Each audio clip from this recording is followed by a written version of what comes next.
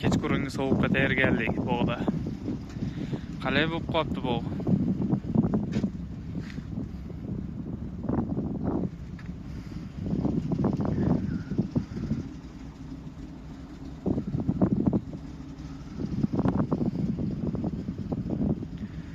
Gullar to'liq gullaga yo'q. 3-4 kunda gullab olsa kerakcha men bunu. Bugun kechqurun sovuq bor ketdi. 5 gradusga tushib ketib qolishi mumkin. Ertalabga yaqin shunga tayyorlab qo'y. Tavakkal tutatib qo'yaman. Bari bugun dam bo'lib qoldi. Endi ertagadan ish boshlaymiz keyin.